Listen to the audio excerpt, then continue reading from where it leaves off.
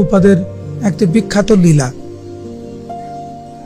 1977 সালে দুইজন স্বনামধন্য ব্যক্তিত্ব ভারতবর্ষের, একজন শিল্পপতি এবং একজন গভর্নর,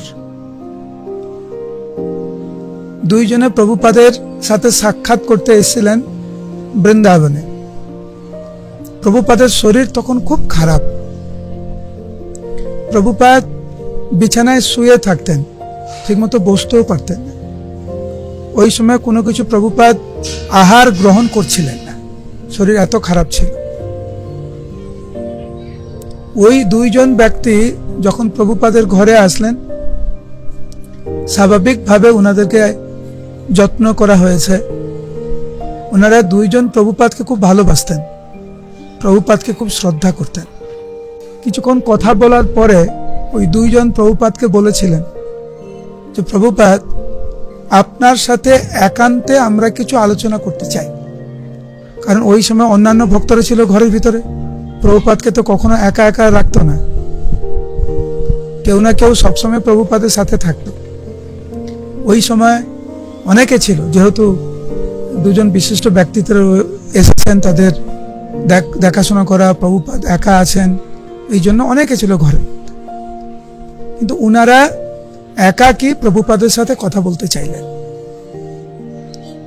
যদিও প্রভুপাদের সাথে যারা ছিলেন উনারা চাইছিলেন না প্রভুপাদকে একা রেখে যেতে। প্রভুপাদ বললেন, না ঠিক আছে, কোনো অসুবিধা নেই, তোমরা যেতে পারো। ওই সময় আমাদের শ্রীশ্রীমৎ ভক্তিচারু স্বামী গুরু মহারাজ প্রভুপাদের ব্যক্তিগত সেবক ছিলেন। প্রভুপাদের টেবিলে সবসময় টেপ রেকর্ডার থাকত। এই দুইজন বিশিষ্ট ব্যক্তি বলছে তারা প্রভুপাদের সাথে একান্তে কিছু আলোচনা করতে চায়। কি আলোচনা করবে কেউ জানবে না। সেই জন্য ভক্তিচারু স্বামী গুরু মহারাজ বুদ্ধি করে ঘর থেকে যাওয়ার আগে ওই টেপ রেকর্ডটা অন করে গেছে। সেই জন্য কিন্তু আজকের আমরা লীলা শুনতে পাচ্ছি। উনি যে টেপ রেকর্ডটা অন না করে যেতেন, আমরা মানে শুনতে পারতাম না। টেপ রেকর্ড অন করে উনি চলে গেছে বাইরে। এই দুজন বিশিষ্ট ব্যক্তি প্রভুপাদকে জিজ্ঞাসা করছেন, আপনি চলে যাওয়ার পরে, মানে আপনি দেহ রাখার পরে আপনার উত্তরাধিকারী কে হবে?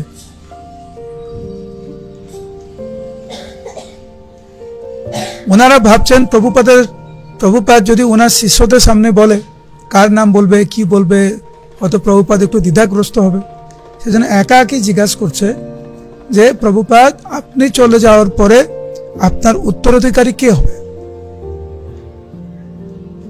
অন্যান্য জায়গায় গুরুদেব এক দুজনকে দায়িত্ব দিয়ে যায়, ওনারা চলে যাওয়ার পরে এক দুজন গুরু হয়, আচার্য হয়, এইভাবে চলে। প্রভুপাদ বললেন, যে আমার কথা মতো চলবে, যে আমার নির্দেশ পালন করবে, যারা যারা আমার নির্দেশ পালন করবে তারাই আমার উত্তরাধিকারী। প্রভুপাদ এক দুইজনকে দায়িত্ব দিয়ে যায়নি, সমগ্র ইস্কন ভক্ত সমাজের কাছে সেই দায়িত্ব দিয়ে গেছেন। তাদের মধ্যে আপনারাও